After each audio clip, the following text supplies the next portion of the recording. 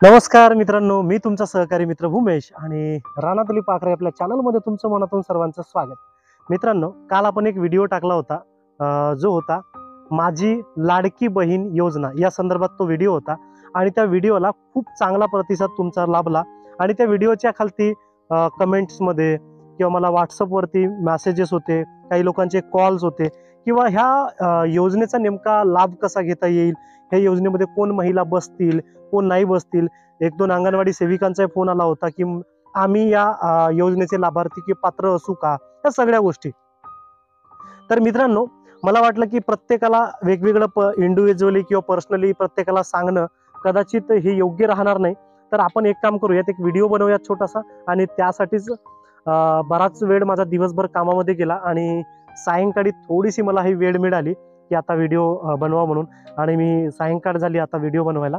तर आता व्हिडिओ बनवतोय आणि मित्रांनो, यात मला सांगावंसं वाटतंय की हा जो जी आर होता, हा जी आर खूप म्हणजे शासनाचं, सरकारचं करावं कौतुक तेवढं कमी आहे.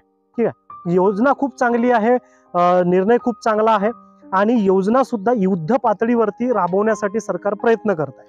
पण हे जर का कुठलाही राजकीय स्वार्थ न ठेवता जर का ही योजना की अंमलात आणली तर खूप चांगली योजना आहे. आणि जर का राजकीय स्वार्थ ठेवला तर निश्चितच योजना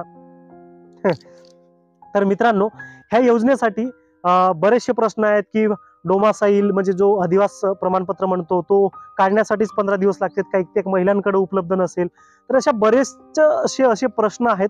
तर मित्रांनो, यात सांगावंसं वाटतंय की जमिनी संदर्भात खूप साऱ्या महिलांचा प्रश्न होता किंवा खूप साऱ्या लोकांचा प्रश्न होता की 5 एकरची जी लिमिट लावली आहे ते कसं आहे. तर तुमच्या कुटुंबात मिळून जी 5 एकराची जमीन आहे तर ती त्या जमिनी संदर्भात आहे. सोबतच तुमच्या कुटुंबाचं जे उत्पन्न आहे 2.5 लाख, तर ते कुटुंबाचं मिळून उत्पन्न आहे. परत एक प्रश्न राहते की एका कुटुंबात 2 महिला असतील तर दोघींना त्याचा लाभ मिळेल का. त्यासोबतच एका उत्पन्नाच्या दाखल्यावरती कशा पद्धतीनं त्यात सुधारणा केली जाईल किंवा माहेरचं नाव असेल तर त्या सासरचं नाव कसं, किंवा डोमॅसाईल ते माहेरचं असेल तर सासरला चालेल का, ह्या सगळ्या गोष्टी. तर ह्या सगळ्या गोष्टी कशा फोडून सांगायला पाहिजे होत्या शासनानं, त्या जी आर मध्ये पण नाही सांगितल्या. शुद्धीपत्रक त्याला अपेक्षित आहे.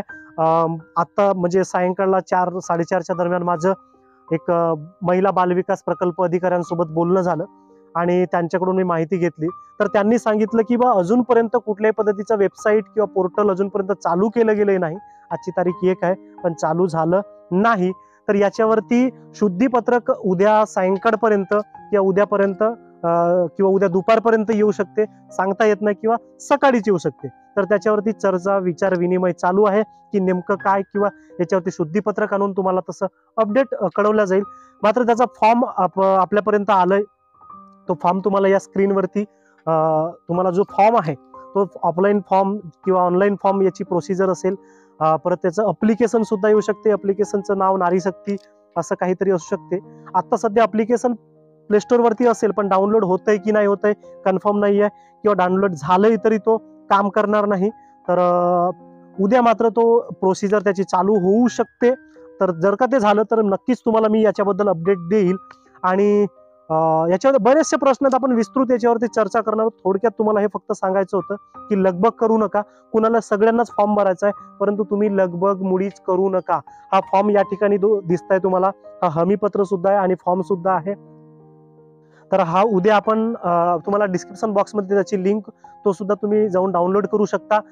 सोबतच जर का त्याची लिंक आली ते सुद्धा आम्ही तुम्हाला स्वतः प्रोव्हाइड करेल. आणि जर का तसं काही अपडेट आलं तर नक्कीच तुम्हाला सांगेल. सोबतच तुम्हाला जर का अपडेट आलीही आणि लिंकही अवेलेबल झाली तरी फॉर्म भरायला घाई करू नका. 2 दिवस 3 दिवस थांबा, कारण की वेबसाईट नव्याने जेव्हा येते तर त्याच्यामध्ये बऱ्याचशा गोष्टी असतात किंवा वेबसाईटमध्ये बग असते. तो बग निघतपर्यंत थांबणं ही गरजेचं आहे. खूप घाई करू नका, धडपड करू नका. मात्र एक सांगेल तर तुमच्याकडे जे डॉक्युमेंट्स सांगितलेले आहेत ते डॉक्युमेंट्स तयार ठेवा. कुणाचं बँक खातं नसेल ते तयार ठेवा. कुणाचं जन्माचा दाखला नसेल तो जन्माचा दाखला काढून घ्या, किंवा अधिवास असेल तर उत्तमच. उत्पन्नाचा दाखला काढून ठेवू शकता. खूप घाई करू नका, धावपळ करू नका, गडबड करू नका. मी काम करत असताना, फील्डवरती असताना 1-2 ग्रामपंचायतामध्ये महिलांची गडबड दिसली, तर अशा पद्धतीची गडबड करू नका. गडबड केल्यानं काही होत नाही किंवा काही भेटत नाही. आरामशीर घ्या, हळूवार घ्या.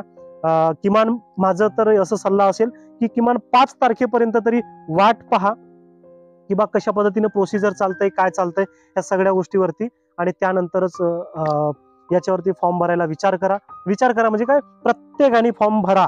ठीक आहे.